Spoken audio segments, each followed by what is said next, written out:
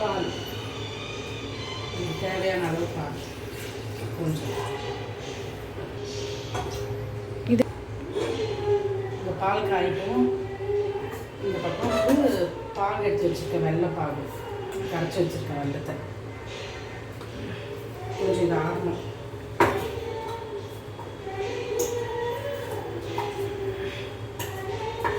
இப்போ 2 பாட்டாக பிரிச்சுக்கிறேன். இது ஒன்று வந்து காரக்கொழுக்கட்டைக்கு, ஒன்று வந்து பால் கொழுக்கட்டைக்கு. குட்டி குட்டி குட்டியாக காரக்கொழுக்கட்டைக்கு வந்து இந்த மாதிரி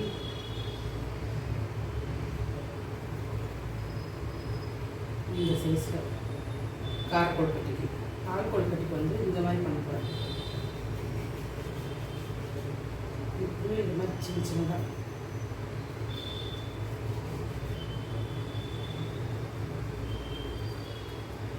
இப்படியும் பண்ணால் இந்த ரவுண்ட் ஷேப்பாகவும் பண்ணிக்கலாம். சரியா? நான் சிரிக்கிறேன். பண்ணு நீ வந்து கொஞ்சம் வா. இப்போ பாருங்க, இந்த இதை வந்து பால் கொழுக்கட்டைக்கு போட்டுக்கிறேன். பால் காஞ்சிடுச்சு. இப்படி கொஞ்சம் கொஞ்சமாக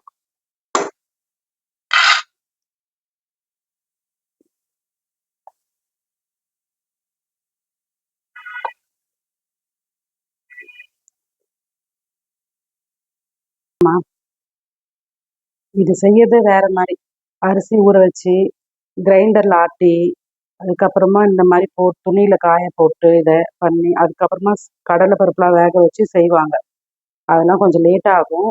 இது கொஞ்சம் ஈஸியாக செய்யறது.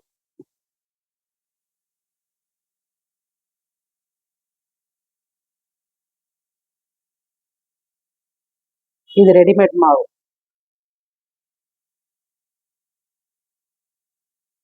இப்போ இந்த இதை வந்து ஆவி காமிக்கணும். இது அப்படியே பால்லே வேகட்டும். கொஞ்சம் அதில் நெய் தடவு. நெய்யில் எண்ணெய் எதுனாலும் தடவிக்கலாம்.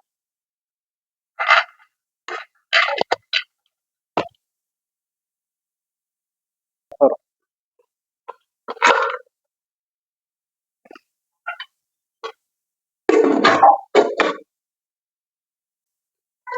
இது அப்படியே மேலே வரும் வெந்துச்சுன்னா. இதுக்கு கொஞ்சம் ஏலக்காய் போட்டுக்கலாம்.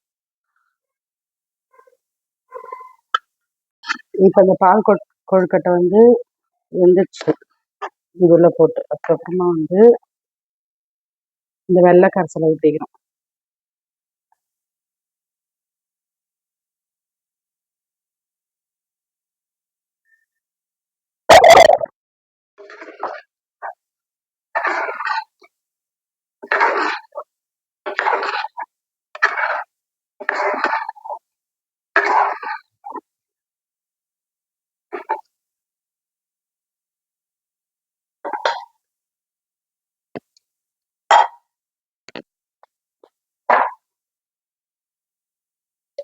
கொஞ்சம் நெய் போட்டு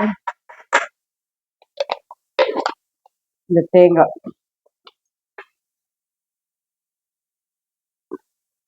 குட்டி குட்டியாக கட் பண்ணி வச்சுக்க தேங்காய். கொப்பரை போட்டால் நல்லாயிருக்கும். கொப்பரை இல்லை, அதனால இந்த மாதிரி வெள்ளத்தில் பாயாசம் எது பண்ணாலும் கொப்பரை போட்டால் நல்லாயிருக்கும். இதை ஆஃப் பண்ணிக்கலாம். இங்கே பாருங்க, அது நல்லா வந்து.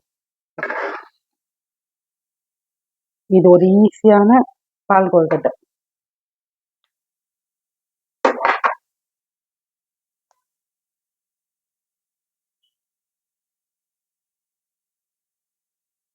வெயில் அதிகமாயிடுச்சு.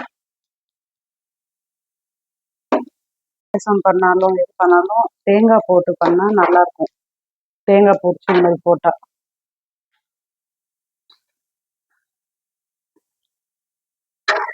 அந்த அடுப்புலையே இப்போ இதுக்கு தேவையான அளவு எண்ணெய், கொஞ்சம் எண்ணெய் போட்டு எண்ணெய் காயட்டும். அது நீங்கள் பார்க்கோ வேடு. இப்போ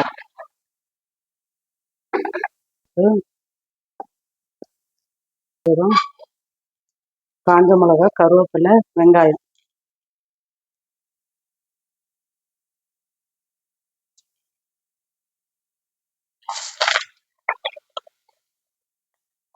மாவுக்கு உப்பு போட்டேன். இந்த வெங்காயத்துக்கு தேவையான அளவுக்கு மட்டும் உப்பு.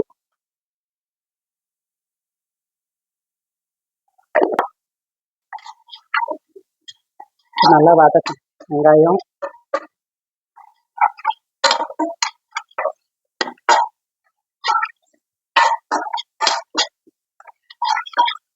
இது ஈவினிங் ஸ்நாக்ஸ்.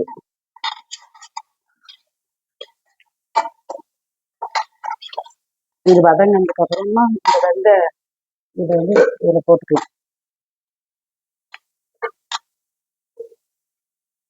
மேலே தூவிக்கலாம்.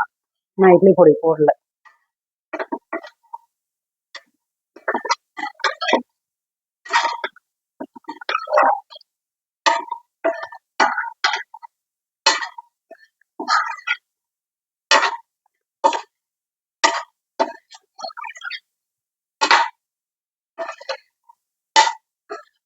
தேங்காய் துருவல் இதுக்கு மேலே.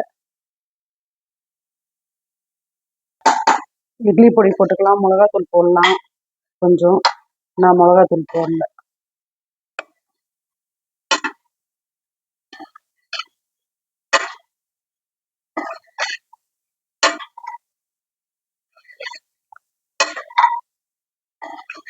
ஸ்நாக்ஸுன்றதுனால அப்படியே லைட்டாக இருக்கட்டும்ட்டு மிளகாத்தூள்லாம் போடல.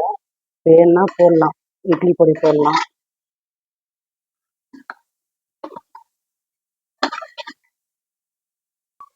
இது ஆஃப் பண்ணிடுறேன்.